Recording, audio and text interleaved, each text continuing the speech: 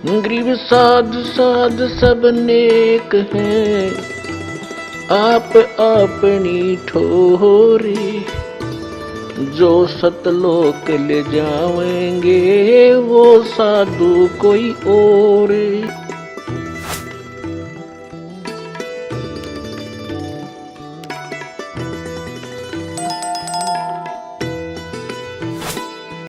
हम हेला रे तुम सुनियो संत सुजन। अरब खरब लगे माया जोड़ी, अरब खरब लगे माया जोड़ी।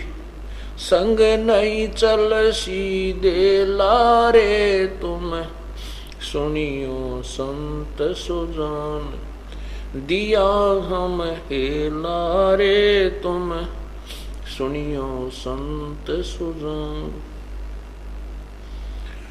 या तो मेरी सत की नावरिया, या तो मेरी सत की नावरिया। सत्य गुरु पार पैला रे तुम सुनियो संत सुजान। दिया हम हेला रे तुम सुनियो संत सुजान। दास गरीब कहे भाई साधो, दास गरीब कहे भाई साधो। शब्द गुरु चित चेला रे तुम सुनियो संत सुजान। दिया हम हेला रे तुम सुनियो संत सुजान। तुम सुनियो संत सुजान। दिया हम हेला रे और जन्म बहुतेरे होंगे, ये मानुष जन्म दुहेला रे। अरब खरब लग माया जोड़ी, संग ना चल सीधेला रे।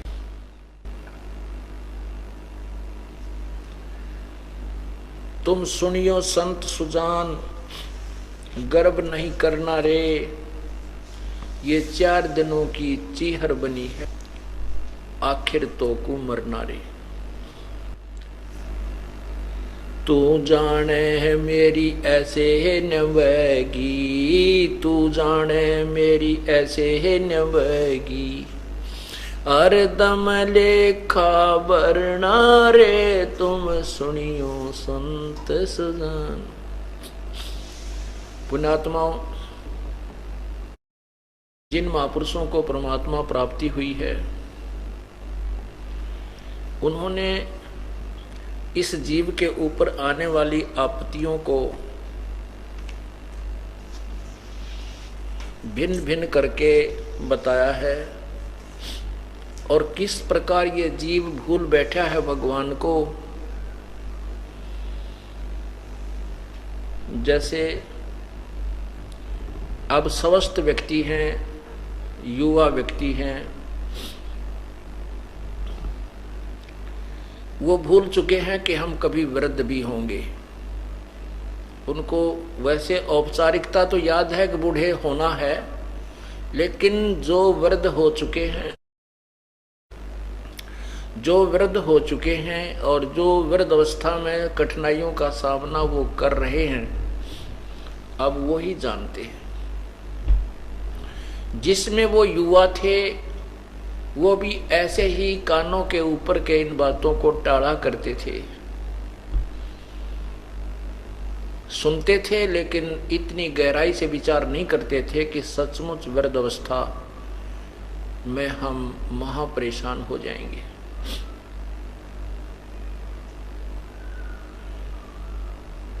दूसरे हम ये सोचते हैं कि हम ऐसे ही बहुत लंबे समय तक, लगभग 100 वर्ष तक तो हम जीवित रहेंगे ही रहेंगे।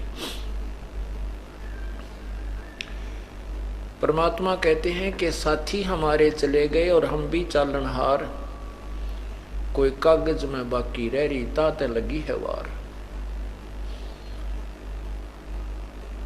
यही संत जन बता रहे हैं कि तू जाने मेरी ऐसे न बहेगी। आप ये सोच रहे हो जब तक आपके पुण्य चलते हैं, आपके पुण्य चल रहे हैं तो आप सुखी भी हैं, घर में भी सुख है, बच्चे बालक भी ठीक हैं, अच्छी सर्विस मिल गई है, उन बच्चों की शादी भी ठीक हो गई है। आप ये सोच रहे हो कि मैं ऐसे ही सुखी रहूंगा। ऐसा नहीं है। ना जाने कब ये कालबली कौन सी आपत्ति पैदा कर दे इस जीव के लिए।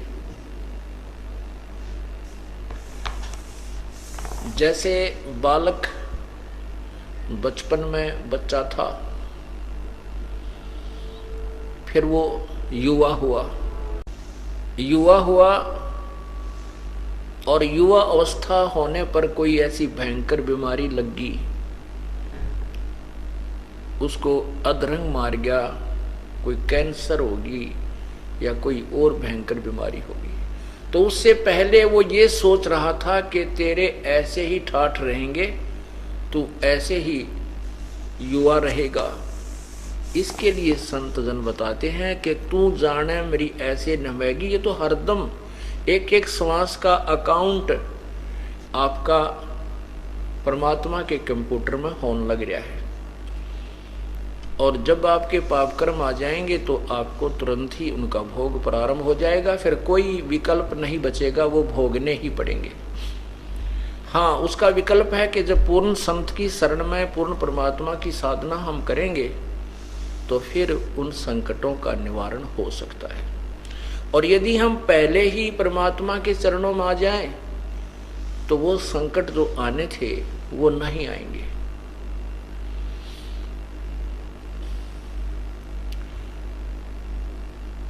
और जब हम बार बार प्रार्थना करने पर भी परमात्मा की शरण ग्रहण नहीं करते हैं, फिर आपत्ति आती है और फिर हम भगवान की तरफ चलते हैं तो उसकी सुनाई थोड़ी देर से होती है।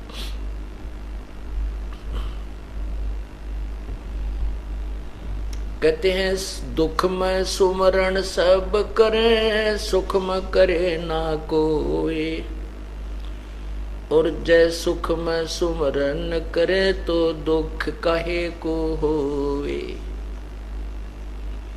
कबीर सुख में सुमरण किया नहीं, फिर दुख में करते याद, कह कबीरता दास की कौन सुने फरियाद। जब सुख था तब तो परमात्मा की तरफ रुचि बनी नहीं, आपत्ति आई तो परमात्मा की तलाश खोज शुरू हुई।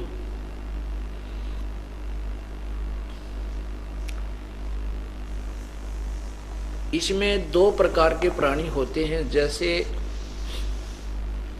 हमारे भक्तजन जो परमात्मा की शरण में आ चुके हैं, वो अपने भाई को, बहन को, बेटे को, बेटी को, पत्नी को, पति को, पिता को, पुत्र को, माता को, रिश्तेदारों को, मित्र दोस्तों को, सभी को कहते हैं कि आप सत्संग में आओ और पूर्ण परमात्मा की भक्ति करो। उनसे बार बार प्रार्थना की जाती है। जो पुण्यात्मा हैं वो आ जाते हैं, जो नहीं आते हैं तो बाद में फिर उनके ऊपर आपत्ति आती है, भयंकर आपत्ति आ जाती है। कोई रोग आ जाता है या कोई और मानसिक परेशानी, कोई व्यवसाय में घाटा, फिर वो कहते हैं अब हमें ले चलो। तो फिर उनकी सुनाई बहुत देर से होती है। एक दुखी व्यक्ति है, उसको पता नहीं, किसी ने कहा नहीं, और वो दुखी व्यक्ति है और हमारे भक्त के कहने मात्र से तुरंत आकर के परमात्मा के चरणों में आ जाता है और सच्ची श्रद्धा से पूरे नियमों को निभाता है, उसकी सुनवाई तुरंत हो जाती है। एक हमारे भक्त की मामी जी ने नाम ले रखा और मामा जी नाम नहीं ले वह, उसको बार बार समझाते। पहले ये दास भी घर घर जाता था, तो वो उनके घर ये दास भी गया। उसकी मामी जी ने कहा कि जी ये भक्त हमारे जो पति देव हैं ये वैसे तो शरीफ आदमी हैं, मुझे मना नहीं करते हैं, लेकिन आप भगवान नहीं बचते। कारण क्या था कि वो फौज से रिटायर्ड था और 5-7 शराब की बोतल उसको कैंटीन से मिल जा करती, वह गुट्टी का चस्का नहीं छूटा था उसने, जिस कारण से उसने उपदेश नहीं लिया। और मैंने भी बहुत कहा, नहीं माना, उठकर बाहर निकल गया अपने घर से। कहने लगा फिर देखेंगे महाराज जी, अब समय नहीं है। कोई बात नहीं, 4 वर्ष के उपरांत उसके गले में कैंसर हो गया, फेफड़ों में कैंसर होगी। बहुत लाखों रुपए तो लगा दिए हॉस्पिटलों के चक्कर काट के। फिर जब अंत आ लिया, सभी हॉस्पिटल्स ने जवाब दे दिया, फिर अपनी पत्नी से कहता है अब ले चलो मुझे वहां आश्रम करो था में। अब वो तो बेचारी लेके आई, हमने भी उसको उपदेश भी दिया, लेकिन परमात्मा ने नहीं सुनी। क्यों नहीं सुनी? क्योंकि उसने पहले भगवान को खूब खिजा लिया था। यदि वो पहले से परमात्मा के चरणों में आ जाता और वो गुट्टी लानी छोड़ देता तो फेफड़ों की कैंसर नहीं होती। हम कितने गिर चुके हैं, हम अपने लाभ को भी ना देखते, औरों की तो हम सोचेंगे कहाँ। शराब पीकर हम इतने बुद्धिहीन हो जाते हैं। उसके लिए परमात्मा कहते हैं सुख में सुमरण किया नहीं, फिर दुख में करते याद, कह कबीरता दास की फिर कौन सुने फरियाद। तो ऐसे बहुत से प्रमाण हैं कि जो पुण्यात्मा आपत्ति में है और संत भगवान की खोज में लगे हैं, और उनको कोई हमारा भक्त मिल जाता है, भक्तमती बेटी मिल जाती है, वो उनको समझाती है और वो तुरंत आ जाते हैं, उनको आते ही लाभ मिल जाता है। क्योंकि उनको पता नहीं था, उनकी तुरंत सुनाई होती है। और जो जानबूझकर बकवाद करते हैं, बार बार कहने से भी नहीं मानते हैं, तो फिर उनका बक्कल उतरता है।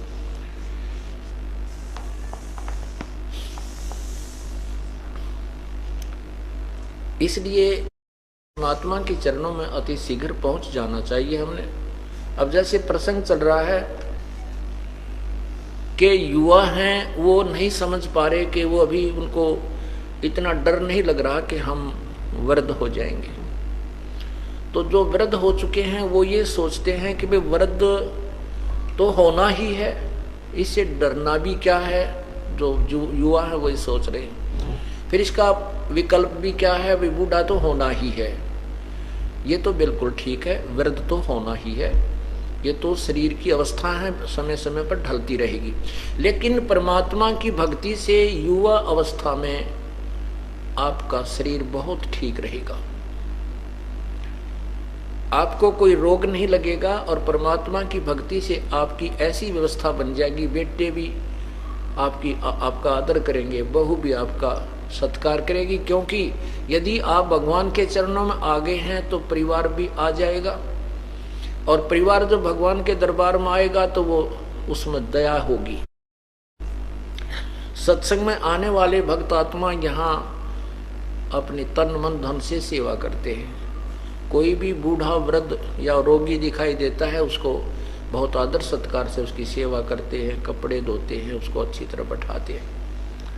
तो ऐसा भाव बन जाएगा छोटे छोटे बच्चों का भी, तो फिर वो अपने वृद्धों की क्यों नहीं सेवा करेंगे, अपने परिवार के सदस्यों की भी उनकी ऐसी ही सेवा करने की भावना बन जाएगी। और परमात्मा की कृपा से फिर उनका शरीर ठीक रहेगा। आपत्तियां शरीर के ऊपर विशेष नहीं आने देगा परमात्मा, इसीलिए परमात्मा को याद किया जाता है।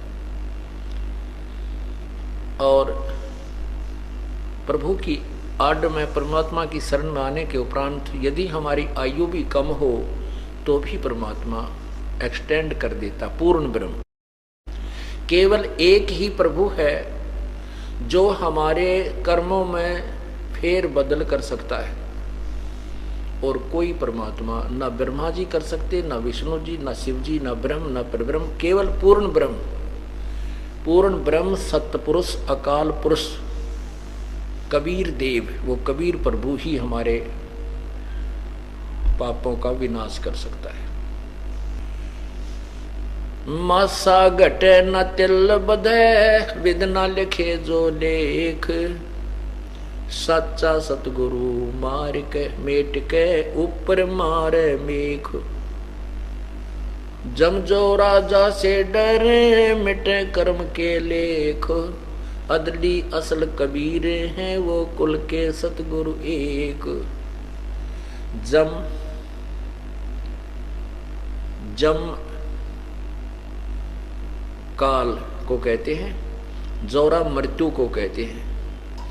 जम जोरा जासे डरे और मिटे कर्म के लेख, अदली असल कबीर हैं वो कुल के सतगुरु एक। केवल एक ही कबीर परमात्मा है, उनको सतगुरु कहें चाहे परमात्मा कहें, अल्लाह कहें, गॉड कहें, चाहे रब कहें, हक्का कबीर कहें, सत कबीर कहें, वही एक परमात्मा है जो हमारे कर्मों में परिवर्तन कर देता है और पापों का नाश कर देता है। जब ही सतनाम हृदय धरो, भयो पाप को नासे। जैसे चिंगारी अग्नि की भई पड़े पुराने घासे। हमारे युगों युगों के ना जाने कितने पाप इकट्ठे हैं, ढेर लगा पड़ा है हमारे संचित कर्मों में। पूर्ण परमात्मा का जो सच्चा नाम मर्यादावत लिया जाएगा, वो ऐसा काम करेगा कि हमारे संचित कर्मों के जो पाप हैं उनमें एक नाम की ऐसी चिंगारी लगेगी जैसे बहुत, चाहे लाखों टन सूखा घास पड़ा हो, उसमें एक ही माचिस की सीख लगा दी जा जलती हुई, सबको जलाकर राख कर देती है, और फिर वो राख को आंधी उड़ा करके उस स्थान को कति साफ कर देती है। और पूर्ण परमात्मा की यथार्थ साधना उस तीन मंत्र के नाम बिना, सतनाम के बगैर हमारे पाप नष्ट नहीं हो सकते। और जब तक हमारे पाप नष्ट नहीं होंगे हम सुखी नहीं हो सकते और काल के जाल से नहीं छूट सकते। इसलिए जैसे अभी आपने सुना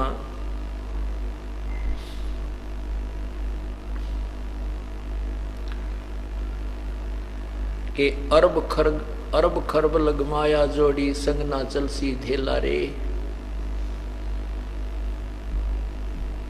ये तो मेरी सत की नावरिया, सतगुरु पार पहेला रे।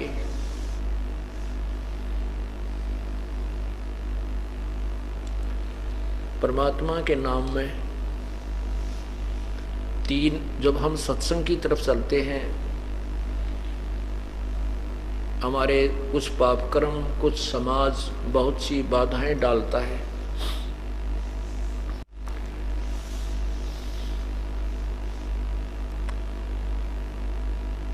उसके लिए हमने ज्ञान को आधार मानना होता है। परमात्मा कहते हैं,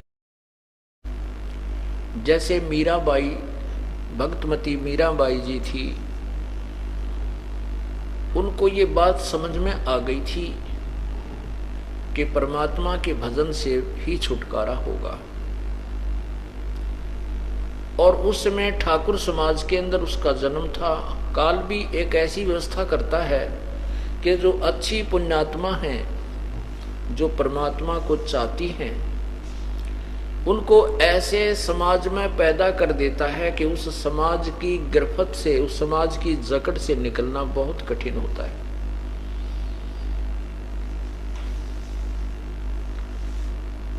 लेकिन जिनको परमात्मा की पिछले जन्म की कोई कमाई, उनकी पिछले जन्म जन्मांतर की कमाई है, और फिर परमात्मा अपने उस आत्मा के ऊपर विशेष रजा भी बख्शता है, अंदर से एक विशेष प्रेरणा भी देता है, तब वो परमात्मा की तरफ दृढ़ता के साथ लग जाता है। मीराबाई जी ठाकुर समाज में जन्म था और पिछले जन्म के संस्कार इतने प्रबल थे कि बचपन से ही परमात्मा में आस्था बहुत जबरदस्त बन गई थी।